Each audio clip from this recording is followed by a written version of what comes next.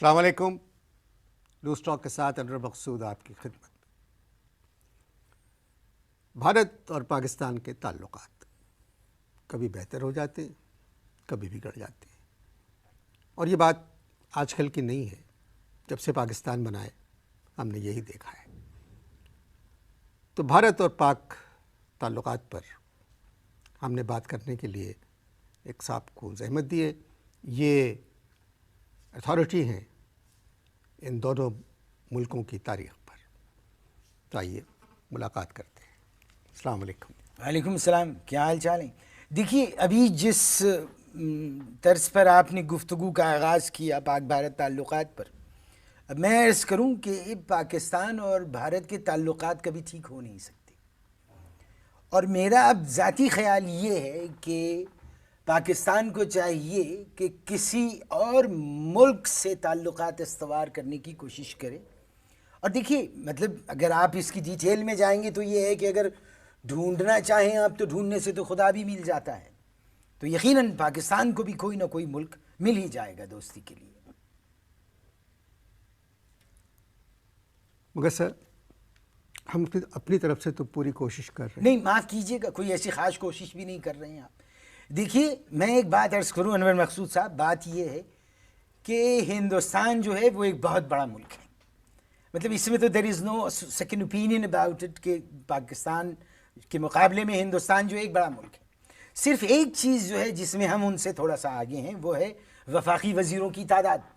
اب ہندوستان کی اگر آپ بات کرتے ہیں تو ہندوستان مرتے مر جائے گا، لیکن یقین جانیے کہ وہ کبھی ابھی وفاقی وزیروں کی تعداد میں اضافہ ہرگز نہیں کرے گا.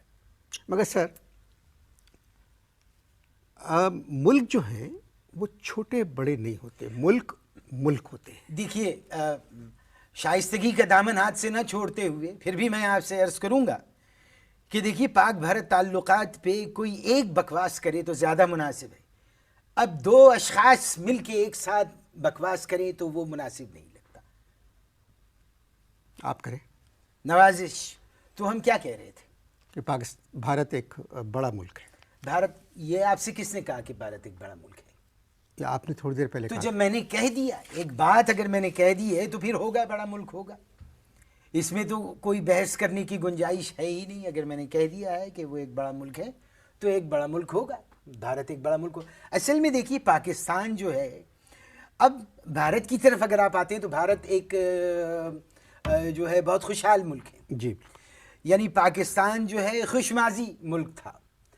اب ہندوستان اور پاکستان خوش مستقبل تو ہو ہی نہیں سکتے کبھی بھی.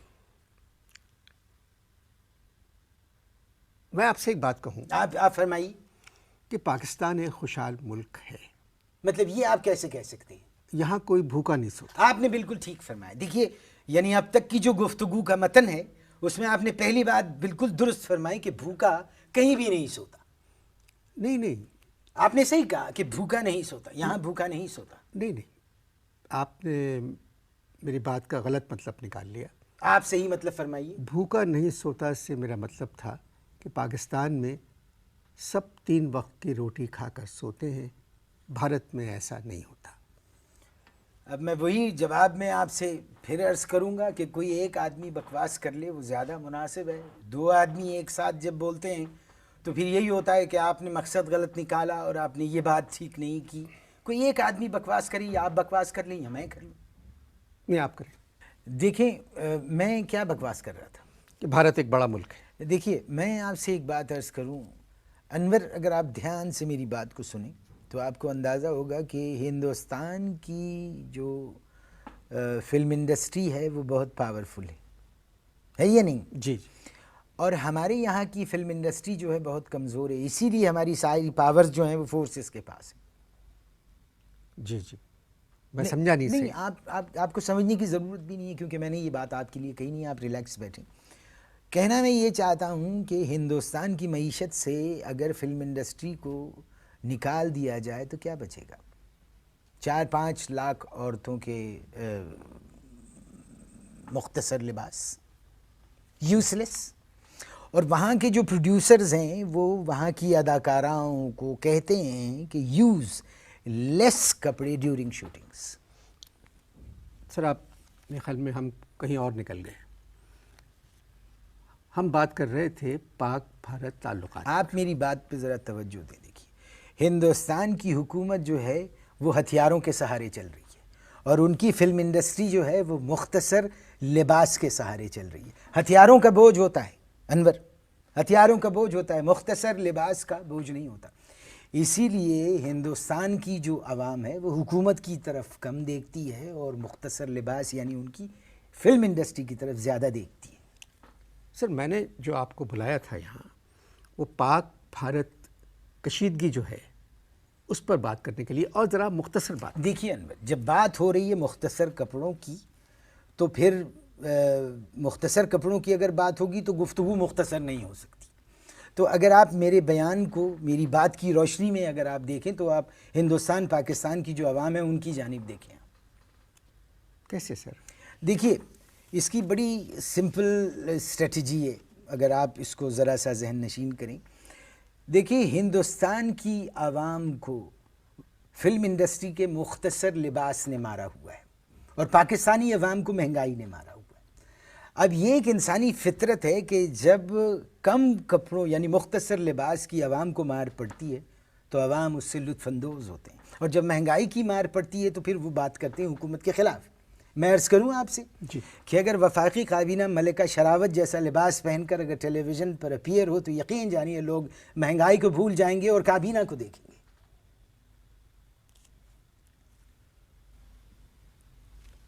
میں کوشش کرتا ہوں کہ میرے مہمان اصل موضوع کی طرف آئیں.